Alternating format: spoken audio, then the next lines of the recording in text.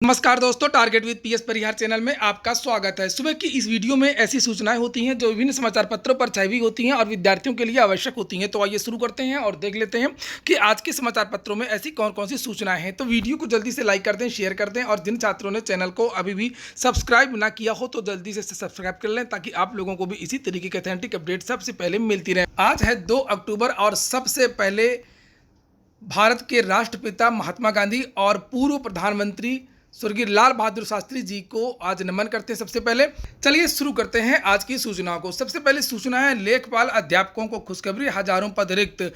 हाल ही में उत्तर प्रदेश के मुख्यमंत्री ने एक घोषणा की है कि 1 महीने के अंदर अंदर राजस्व विभाग में और बेसिक विभाग में और जितने भी उत्तर प्रदेश के विभाग हैं सभी विभागों में पदोन्नति की जाए, पदोन्नति से पूरे पद भरे जाएं।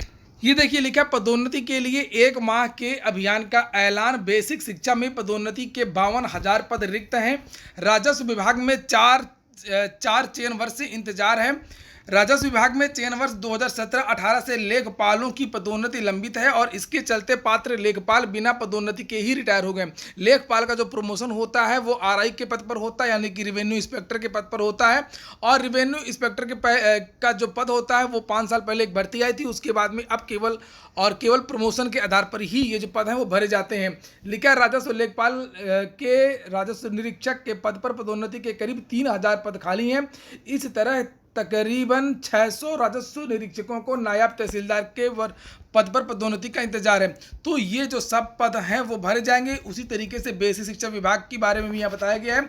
बेसिक शिक्षा विभाग में सहायक अध्यापक से प्रधानाध्यापक के पद पर पदोन्नति के 52,000 से अधिक पद खाली हैं। राष्ट्रीय शैक्षिक महासंघ के प्रदेश प्रवक्ता वीरेंद्र मिश्र ने कहा है कि इससे सरकार द्वारा शिक्षा गुणवत्ता सुधार के लिए किए जा रहे प्रयासों पर असर पड़ रहा है। तो इसकी जो समय सीमा है वो भी निर्धारित की गई है कि ये जितने भी प्रमोशन है वो 31 अक्टूबर के पहले करने, यहाँ पर देख लीजिए लिखा। और ये आज है 2 अक्टूबर, 31 अक्टूबर के पहले कार्रवाई करने के निर्देश दिया है मुख्य सचिव राजेंद्र कुमार तिवारी ने। तो अगर ये जो प्रमोशन वो हो जाते हैं तो बहुत सारे जो पद हैं वो विभागों में रिक्त हो जाएंगे, चाहे वो लेखपाल के हों। लेखपाल चूंकि वो बनेंगे कानून को कहिए या राजस्व निरीक्षक कहिए। और इसी तरीके से जो यहाँ पर अध्यापक हैं ये बन जाएंगे प्रधानाचार्य। तो अध्यापकों के बहुत सारे पद रिक्त हो जाएंगे और आने वाले समय में बहुत सारी जो भर्तियां, जो सीधी भर्तियां हैं वो देखने को छात्रों को मिल सकती हैं।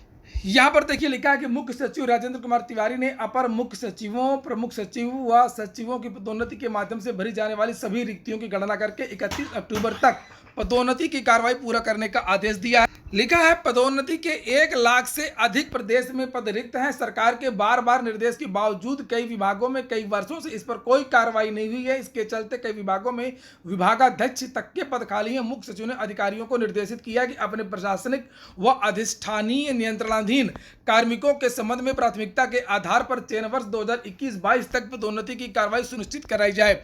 तो यही हाल पीडब्ल्यूडी और ग्राम विकास में भी है, यही जो हाल है वो बिजली विभाग में भी है और यही हाल कृषि विभाग में भी है, जहां पर 2,000 से ज़्यादा पद रिक्त हैं। पशुपालन विभाग की अगर बात करें तो यहाँ पर लिखा पशुपालन विभाग में निदेशक से लेकर के सीवीओ तक के पद रिक्त हैं। तो जैसा कि मुख्यमंत्री ने आदेश दिया कि 31 अक्टूबर तक ये जो प्रमोशन है वो हो जाएगा, तो आने वाले वर्ष में अगले साल में 2022 में बहुत सारे जो पद हैं वो रिक्त हो सकते हैं और उन पर भर्तियां आ सकती हैं। जिन छात्रों ने वीडियो को अभी भी लाइक ना किया हो तो वीडियो को लाइक अवश्य कर दें और जिन छात्रों ने अभी भी चैनल को सब्सक्राइब ना किया हो तो चैनल को सब्सक्राइब अवश्य कर लें ताकि आप लोगों को इसी तरीके की जो ऑथेंटिक अपडेट्स हैं वो मिलते रहे। समाचार पत्रों में जो अगली जो सूचना है वो यूपी में 50,000 से अधिक शिक्षक के पदों पर आ सकती है भर्ती। क्या इस साल यूपीटीईटी में शामिल होने वालों को मौका मिल पाएगा? लिखा शिक्षक बनने का सपना देखने वाले अभ्यर्थियों को उत्तर प्रदेश में दोहरी खुशी मिल सकती है। दरअसल राज्य में शिक्षक पात्रता परीक्षा के लिए तारीखों का ऐलान कर दिया है और साथ ही यह भी उम्मीद जताई जा रही है कि राज्य में शिक्षकों की 50,000 से अधिक पदों पर रिक्तियां निकल सकती हैं। राज्य में शिक्षकों के इस वक्त बड़े पैमाने पर पद खाली हैं और विभिन्न मीडिया रिपोर्ट्स के मुताबिक राज्य सरकार इन पदों पर भर्ती के लिए योजना बना रही है।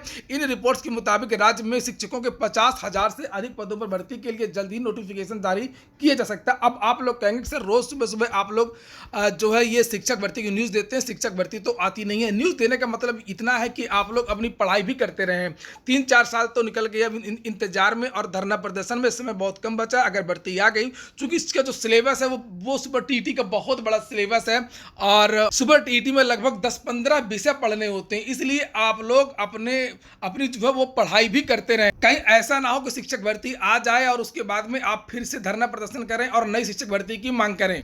समाचार पत्र में आगे लिखा कितने पदों पर निकल सकती है भर्ती, इसको लेकर के भी जानकारी दी गई है। तो वही सब बातें हैं जो आपको पहले पता है कि 51,000 पद जो रिक्तियां हैं, ये सब चीज़ें यहाँ पर लिखी हैं। पीएबी में बताया गया कि 73,711 खाली पद हैं शिक्षकों के। इसलिए इस भर्ती में पदों की संख्या को लेकर के पूरी जानकारी नोटिफिकेशन जारी होने के बाद ही आएगी। तो ये बात सही है कि नोटिफिकेशन जब जारी होगा तभी जानकारी मिल पाएगी। चाहे 50,000 पदों पर भर्ती निकले, चाहे 60,000 पदों पर भर्ती निकले, लेकिन 50,000 पदों पर भी अगर निकलती है तो 50,000 भी बहुत ज्यादा पद होते हैं। यूपीटीटी के बारे में लिखा है कि जिस तरीके का यूपीटीटी का शेड्यूल जारी हुआ है, यानी कि 28 नवंबर को परीक्षा, 28 दिसंबर तक परिणाम जारी होगा, तो उससे ऐसा लग रहा है कि ये जो परीक्षा लिखा हुआ है, ये जो भर्ती है वो यूपीटीटी के बाद ही हो पाएगी और जो विद्यार्थी यूपीटीटी पास होंगे उनको ही मौका मिल पाएगा। वहीं पर यूपीट्रिपलएससी के बारे में भी जानकारी दी गई है कि उत्तर प्रदेश अधीनस्थ सेवा चयन आयोग कुछ ही दिनों में प्रारंभिक अर्हता परीक्षा का रिजल्ट जारी कर सकता है। नतीजे आधिकारिक वेबसाइट uptripleSC.gov.in पर चेक कर सकते हैं। यूपीट्रिपलएससी अक्टूबर में रिजल्ट जारी करने में जुटा हुआ है। आयोग ने समूह ग के पदों पर भर्ती के लिए पहली बार पीईटी कराया है और इसमें 20 लाख से अधिक अभ्यर्थी शामिल हुए हैं। उत्तर पुस्तिकाओं का मूल्यांकन का काम चल रहा है। आयोग चाहता है कि अक्टूबर के दूसरे हफ्ते तक यह प्रक्रिया पूरी हो जाए और इसके तुरंत बाद रिजल्ट निकाल दिया जाए। मूल्यांकन पूरी पारदर्शी प्रक्रिया के तहत कराई जा रही है। तो अक्टूबर के दूसरे हफ्ते के बारे में बताया गया है और यही बात मैंने भी आप लोगों से बताई थी कि 10 अक्टूबर के बाद ही जो है यूपीपीईटी का जो रिजल्ट है वो जारी हो पाएगा और उसके बाद में लगभग 20 से 25 की तारीख के बीच में लेखपाल भर्ती का जो विज्ञापन है वो जारी हो सकता है। और उसके बाद में अब नवंबर में तो बहुत मुश्किल है, दिसंबर के महीने में लेखपाल की जो परीक्षा है वो हो सकती है। हालांकि यूपीट्रिपलएससी की तरफ से ये बताया गया कि नवंबर में परीक्षा करा लेंगे, लेकिन नवंबर में परीक्षा होना मुश्किल है। अगली सूचना है टीजीटी और पीजीटी की और ये देखिए लिखा हुआ है अभी 2 दिन पहले माध्यमिक शिक्षा सेवा चयन बोर्ड ने 2016 टीजीटी के जो छात्र हैं उनका जिला आवंटन की जो सूची है वो जारी की थी। उसके बाद में सूची जारी करते हुए ही 8 लोगों का जो आवंटन है कॉलेज वो निरस्त कर दिया गया है। यहाँ पर लिखा है कि वो त्रुटिवश जारी कर दिया गया था। अब उन विद्यार्थियों को बाहर कर दिया गया। जिन विद्यार्थियों को बाहर किया गया है इसमें लिखा गोविंद मल्लिक, राजेंद्र कुमार, मधुलिका कुमारी, संजीव कुमार, मुन्नू कुमार भारती, पूजा कुमारी आरती वर्मा और मधुलिका कश्यप शामिल हैं। आगे यहाँ पर लिखा कि उत्तर प्रदेश माध्यमिक शिक्षा सेवा चयन बोर्ड की ओर से बृहस्पतिवार को टीजीटी 2016 के चयनित अभ्यर्थियों को विद्यालय आवंटन की सूची जारी की थी। इसमें 8 अभ्यर्थियों का कॉलेज आवंटन निरस्त कर दिया गया। चयन बोर्ड का कहना है कि इन 8 अभ्यर्थियों को हाईकोर्ट के आदेश पर साक्षात्कार में प्रोविजनली शामिल किया गया था, लेकिन न्यायालय के अग्रिम आदेश तक इन अभ्यर्थियों के परिणाम घोषित नहीं किया जाएगा। त्रुटिवश बृहस्पतिवार को जारी। तो ये त्रुटिवश इनको 2 दिन पहले नहीं पता था जब उन्होंने सूची जारी की थी। वहीं पर पीजीटी का अगर शेष विषयों के बारे में विद्यार्थी पूछ रहे थे कि सर पीजीटी के जो शेष विषयों का परिणाम है वो कब तक जारी हो सकता है, तो 5 अक्टूबर के पहले पीजीटी के जो शेष विषयों के जो परिणाम है वो जारी कर दिया जाएगा। 2-3 दिन बाद यानी कि 5 या 6 तारीख को ज़्यादा से ज़्यादा 3-4 दिन बाद इन विद्यार्थियों के जो परिणाम है पीजीटी का वो जारी हो जाएगा। क्योंकि 31 अक्टूबर के पहले भर्ती की जो प्रक्रिया है वो भी पूरा करवाना है और इसके लिए इसी सप्ताह में इन विद्यार्थियों का इंतजार समाप्त हो जाएगा। अगली सूचना है उत्तर प्रदेश लोक सेवा आयोग की कृषि सेवा की मुख्य परीक्षा के लिए 1393 अभ्यर्थी हुए सफल। उत्तर प्रदेश लोक सेवा आयोग ने शुक्रवार को जारी किया प्रारंभिक परीक्षा का परिणाम। उत्तर प्रदेश लोक सेवा आयोग ने शुक्रवार को सम्मिलित राज्य कृषि सेवा परीक्षा 2020 का परिणाम घोषित कर दिया है। 564 पदों के सापेक्ष मुख्य परीक्षा के लिए कुल 1393 अभ्यर्थी जो है वो सफल घोषित किए गए हैं। मुख्य परीक्षा 26 नवंबर को प्रस्तावित है। हालांकि मेंस का कार्यक्रम, आवेदन शुल्क और जमा करने की तिथि बाद में घोषित की जाएगी। अगली सूचना आप लोगों को करंट अफेयर के लिए है। काफी किसी भी प्रतियोगी परीक्षा में ये पूछा जा सकता है। यहाँ पर लिखा हुआ है कि अमृतसर के पांडेय शशि भूषण को भारतीय सम्मान दिया गया है। लखनऊ के राम कठिन सिंह को मिलेगा लोहिया साहित्य सम्मान। गाजियाबाद के भगवान सिंह को हिंदी गौरव सम्मान। यहाँ पर पूरी लिस्ट लिखी है कि इनको कौन कौन से पुरस्कार मिले, जिन्हें आप लोग यहाँ पर देख सकते हैं। यूपी बोर्ड 12वीं प्रयोगात्मक अंक सुधार परीक्षा 7 और 8 तारीख को होगी। और अंत में जो 69,000 शिक्षक भर्ती है उसके आंदोलन को लेकर के भी सूचनाएं दी गई हैं कि 101 दिन से प्रदर्शन कर रहे हैं शिक्षक भर्ती के अभ्यर्थी।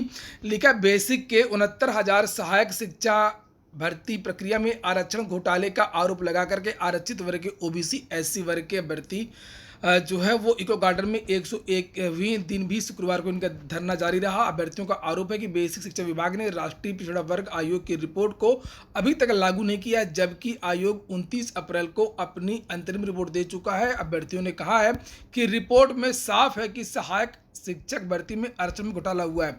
तो ये विद्यार्थी लखनऊ में पिछले 100 दिनों से लगातार धरना प्रदर्शन कर रहे हैं।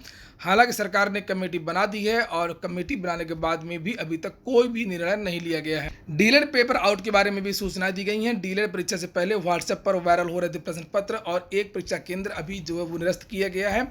बाकी के बारे में कह दिया गया है कि जो परीक्षा वो शांतिपूर्ण संपन्न हुई है।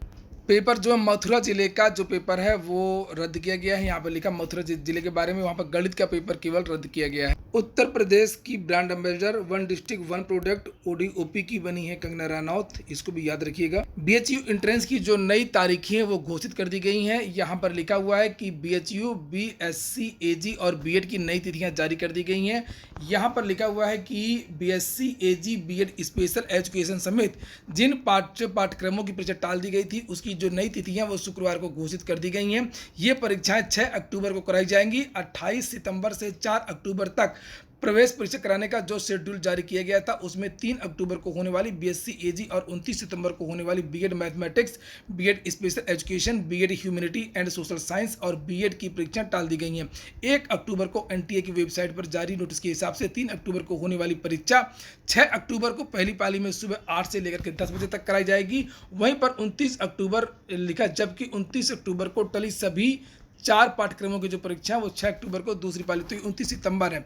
इस तरीके से जो नया एडमिट कार्ड है आप लोग डाउनलोड कर लें और ये जो तारीखें हैं वो वेबसाइट पर भी देख सकते हैं।